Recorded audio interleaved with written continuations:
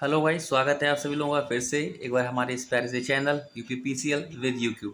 सो guys, आज हम अपने अकाउंटिंग के चैप्टर 5 को स्टार्ट करने जा रहे हैं, that is accounting standard. Previous lectures में उम्मीद है आप सभी बच्चे जो सिंसियरली में फॉलो कर रहे हैं, जो बच्चे सिंसियर हैं अपनी तैयारी को लेकर, वो सिंसियरली प्रीवियस सारी क्लासेस को फॉलो कर रहे होंगे। उन्होंने पीछे चारों चैप्टर जो हमने कंप्लीट किए हैं उनके नोट्स भी बनाए होंगे और उनको अच्छे से रिविजन भी कर रहे होंगे। चलिए, आज हमारा टॉपिक है अकाउंटिंग स्टैंडर्ड। यहाँ से भी हाँ, हम इसको एक्चुअली टॉपिक तो अपने आप पे बहुत बड़ा है, बट हम सिर्फ मेन जो इंपॉर्टेंट चीज़ें हैं इसकी, बस वहाँ से कुछ चीज़ें हम इसकी उठाएंगे, डिस्कस करेंगे।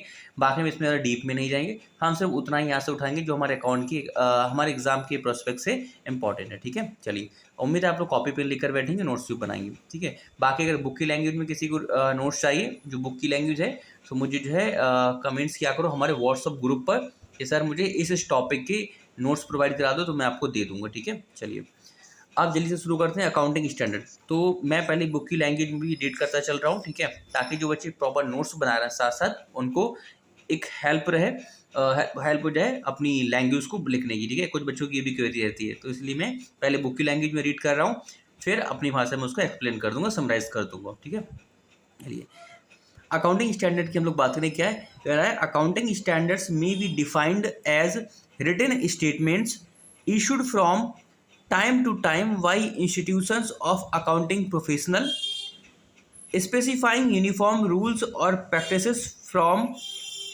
for drawing the financial statement। इसको शुद्ध भाषा में समराइज करूं तो अकाउंटिंग स्टैंडर्ड क्या है, ये ऐसे सेट ऑफ रूल्स है जो अकाउंटिंग प्रोफेशनल्स के द्वारा बनाए जाते हैं। किस लिए बनाए जाते हैं, कह रहा है for drawing the financial statement.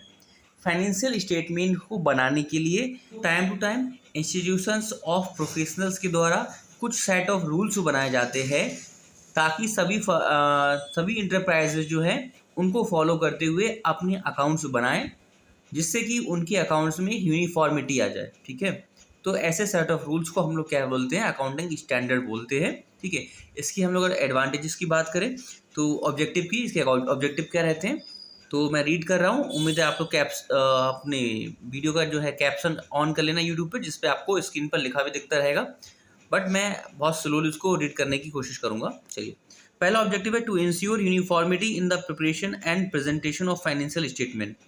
ठीक है, फाइनेंशियल स्टेटमेंट्स की प्रिपरेशन में यूनिफॉर्मिटी लाने के लिए, एक रूपता लाने के लिए। ठीक है, शुद्ध हिंदी वाले जो बच्चे हैं उनके लिए मैं बोलूँ कि जो हमारे वित्तीय विवरण है, उन वित्तीय विवरणों में, यानी कि सभी कंपनियों की ऑल ओवर द वर्ल्ड, ठीक है, सभी कंपनियों के वित्तीय विवरणों में एक रूपता लाने के लिए भी एक रूपता लाना इसका उद्देश्य है। दूसरा है to provide information to users about the policies adopted in the preparation of financial statement. Financial statements को प्रिपेयर करते समय कौन कौन सी पॉलिसीज अपनाई गई हैं किसी इंटरप्राइज के द्वारा, उन पॉलिसी से जो इंटरप्राइज के यूजर्स हैं, ठीक है, उनको अवगत कराना, ये भी इसका उद्देश्य है।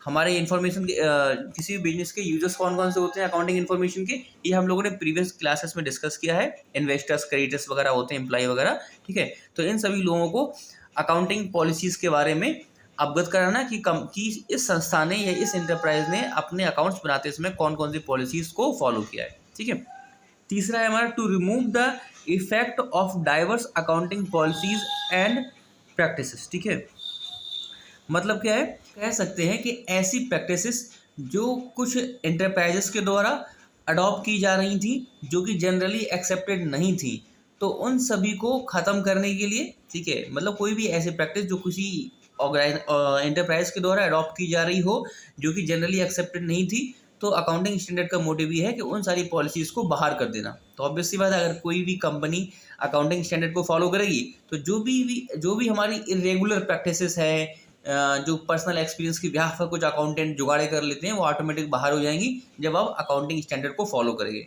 क्योंकि आपको फिर अकाउंटिंग स्टैंडर्ड के हिसाब से चलना पड़ेगा। ठीक है, चलिए अगला इसका मोटिव है to ensure consistency, transparency and comparability of financial statement. Major हमारा इंपॉर्टेंट है कंपैरिजन को इंश्योर करना। देखिए, जब सब ऑल ओवर द वर्ल्ड सारे इंटरप्राइज सेम रूल्स को फॉलो करते हुए अपने अकाउंट्स बना रहे हैं, तो यार उनको कंपेयर करना, सभी कंपनियों की फाइनेंशियल पोजीशन को कंपेयर करना हमारे लिए आसान हो जाएगा कि हाँ किसका प्रॉफिट बढ़ रहा है, घट रहा है, कौन सी कंपनी की फाइनेंशियल पोजीशन अच्छी है, क्योंकि सभी ने सेम सेट ऑफ रूल्स को फॉलो करते हुए अपने अकाउंट्स बनाए। ठीक है, अगला है to improve the reliability and credibility of financial statement. तो ऑब्वियस सी बात है यार, जब सभी लोग कुछ जो लिमिटेशन है उन लिमिटेशंस के दायरे में रहते हुए अपने अकाउंट्स बनाएंगे, जो सेट ऑफ रूल्स बनाए गए हैं उन सेट ऑफ रूल्स को फॉलो करते हुए अपने अकाउंट्स बनाएंगे, तो ऑब्वियस सी बात है सभी के अकाउंट्स बिल्कुल फेयर एंड ट्रू बनेंगे। ठीक है, ट्रू वैल्यू रिफ्लेक्ट करेंगे सभी कंपनियों के अकाउंट्स। ठीक है, तो इससे क्या हो जाएगा, जब सभी अकाउंट सही सही बनाएंगी, सभी सेट ऑफ रूल्स को फॉलो करेंगे, तो इससे क्या होगा, जो यूजर्स हैं उनमें क्रेडिबिलिटी बढ़ेगी कंपनी के लिए, यानी उन कंपनी की विश्वसनीयता बढ़ जाएगी यूजर्स की नज़रों में कि हाँ इस कंपनी के अकाउंट सही है क्योंकि इसने अकाउंटिंग स्टैंडर्ड को फॉलो किया है, मतलब इसने गड़बड़ी नहीं की होगी कोई भी।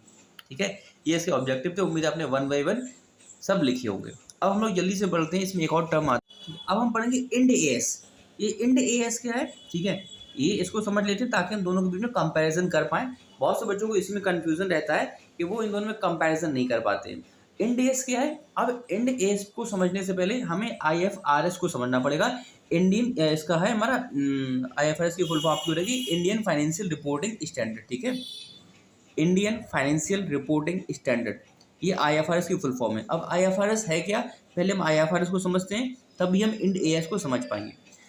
अब आईएफआरएस क्या है, आईएफआरएस कुछ ऐसे अकाउंटिंग स्टैंडर्ड हैं। आईएफआरएस हम उसको डिफाइन करें, these are set of accounting standards developed by international accounting standard board, IASB, शुद्ध भाषा में ऐसे कह सकते हैं। तो IFRS ऐसे अकाउंटिंग स्टैंडर्ड है जिनको IASB के द्वारा डेवलप किया गया है। क्यों डेवलप किया गया है, ताकि सभी कंपनियां, सभी इंटरप्राइजेस उनको फॉलो करते हुए अपने फाइनेंशियल स्टेटमेंट को बनाएं और यूजर्स को रिप्रेजेंट करें। ठीक है, तो यानी कि जो भी रूल्स बनाए जाते हैं अकाउंटिंग स्टैंडर्ड के अंदर, उनको कौन बनाता है, इनको बनाने के लिए जो संस्था है उसका नाम है international accounting standard board, IASB। ठीक है, मैं फिर से रिपीट कर रहा हूँ, इंटरनेशनल अकाउंटिंग स्टैंडर्ड बोर्ड ये एक संस्था है जो अकाउंटिंग स्टैंडर्ड बनाती है। ठीक है, तो इस संस्था के द्वारा जो अकाउंटिंग स्टैंडर्ड बनाए जाते हैं उन्हीं को हम लोग बोलते हैं IFRS, international financial reporting standard. अब ठीक है, अब हम बढ़ते हैं, हमने IFRS को समझ लिया है। ठीक है, IFRS समझ लिया, मैं फिर से समअप कर दूं, IFRS ऐसे अकाउंटिंग स्टैंडर्ड है जो IASB के द्वारा बनाए जाते हैं। अब हम लोग फिर से लौट के आ रहे हैं अपने टॉपिक की ओर, that is Ind AS. Ind AS क्या है, तो हम इंड एएस जो है वो IFRS का एक इंडियन वर्जन है, यानी कि IFRS क्या है, ये इंटरनेशनल रूल्स हैं। अब हमने उन्हीं रूल्स का एक अपना इंडियन वर्जन बना लिया है। ठीक है, जिन सेट ऑफ रूल्स को फॉलो करते हुए हम इंडिया में अकाउंट्स बनाते हैं, फाइनेंशियल स्टेटमेंट बनाते हैं। ठीक है, तो शुद्ध भाषा में हम लोग याद रखेंगे, इंड एएस क्या है, it is an Indianised version, ये या कह सकते हो it is an Indian version of IFRS। ठीक है, जिसके आधार पर हमारे फाइनेंशियल स्टेटमेंट बनाए जाते हैं। अब इंड एएस के बेनिफिट्स क्या हैं, जरूर एक बार उन पर नज़र मार लेते हैं। अपना टाइटल आप लोग डाल लोगे कि बेनिफिट्स ऑफ या advantages of end AS. Ind as हमने अपना इंडियन वर्जन क्यों बनाया, ठीक है, देखते हैं। तो इंडियन वर्जन है, इसके कुछ ऑब्जेक्टिव थे, ठीक है, जिनके लिए हमने इंड एएस बनाया। पहला ऑब्जेक्टिव है to ensure uniformity in preparation and presentation of financial statement. ठीक है, फाइनेंशियल स्टेटमेंट जो हम बना रहे हैं, हमारे यहाँ की संस्थाएं, उन सभी के फाइनेंशियल स्टेटमेंट में एक यूनिफॉर्मिटी को लेकर आना। To provide information to user about the policies adopted in the preparation of financial statement. हमने फाइनेंशियल स्टेटमेंट बनाते समय जो पॉलिसी अपनाई है उनके बारे में हमारे बिजनेस यूजर्स को अवगत कराना। तीसरा है to remove the effect of diverse accounting policies and practices. कुल मिला के ऐसे कह सकते हो इसके ऑब्जेक्टिव लगभग वही सारे हैं जो भी हमने अकाउंटिंग स्टैंडर्ड के पढ़े हैं। ठीक है, अकाउंटिंग स्टैंडर्ड की हमने जो ऑब्जेक्टिव या एडवांटेज अभी पढ़े थे वही सेम हो जाएंगे इंड एएस के। ठीक है, क्योंकि ओवरऑल मोटिव तो सब यार एएस बोल दो या इंड एएस बोल दो, मोटिव ओवरऑल क्या है, सभी कंपनियों की फाइनेंशियल स्टेटमेंट में यूनिफॉर्मिटी लेकर आना। ठीक है, ये सारे कुछ इसके ऑब्जेक्टिव हैं, तो ऑब्जेक्टिव दोनों के सेम ही हो जाएंगे, इंड एएस के और एएस के। ठीक है, अब गाइस हमारे इस चैप्टर से एक लास्ट चीज बच रही है। ठीक है, बस उसको मैं डिस्कस करने जा रहा हूँ, उसके बाद हमारी चैप्टर क्लोज हो जाएगा। ये भी छोटा सा चैप्टर था। इसमें हम लोग क्या करेंगे, अभी हमने जो सीखा है बस उसी को थोड़ा सा और ब्रॉड वे में जाके हम लोग एनालाइज कर लेंगे। अभी तक हमने एएस को जाना है, एएस क्या है, इंड एएस को जाना है, इंड एएस क्या है। अब इनमें हम एक प्रॉपर तरीके से डिफ्रेंशिएशन कर ले रहे हैं ताकि इनका कॉन्सेप्ट और क्लियर हो जाए। तो अगला आप लोग टाइटल डालेंगे डिफरेंस बिटवीन एएस यानी accounting standard and Ind AS Indian accounting standard.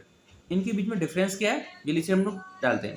तो पहला आप कॉलम बनाओगे basis of difference. Basis of difference मतलब हम किस आधार पर डिफरेंस कर रहे हैं। दूसरा हमारा बनेगा एएस का, तीसरा बन जाएगा हमारा इंडियस। आप ऐसे भी चाहो तो बना सकते हो अपने हिसाब से, फिलहाल जैसे चाहो वैसे बना लो, मैंने एक तरीका बता दिया, ठीक है। मैं फिलहाल बता रहा हूँ। तो पहला है हमारा, देखिए अकाउंटिंग स्टैंडर्ड की बात करें, accounting standard were based on international accounting standard. Accounting standard जो है वो इंटरनेशनल अकाउंटिंग स्टैंडर्ड यानी कि IAS पर आधारित है, जबकि हमारा इंड एएस जो है वो IFRS पर आधारित है। It is based on IFRS। फिर से अब अगले डिफरेंस की बात करें, accounting standards are rule based which are long and complex. Simple भाषा में हम लोग कह सकते हैं कि अकाउंटिंग स्टैंडर्ड ऐसे रूल्स पर आधारित है जो कि बहुत कॉम्प्लेक्स हैं, ठीक है, और टफ है, डिफिकल्ट है। रूल्स को हम लोग फॉलो भी कर सकते हैं और हम लोग इग्नोर, कहीं पे उनमें गोलमाल भी किया जा सकता है, रूल्स को इग्नोर भी किया जा सकता है। लेकिन अब हम इंड एएस की बात करें, इंड एएस जो है वो प्रिंसिपल बेस्ड है। These are based on principles, ठीक है, और which are very easier and simple. तो हमारे इंड एएस जो है वो प्रिंसिपल पर बेस्ड है और ये बहुत ईजी है।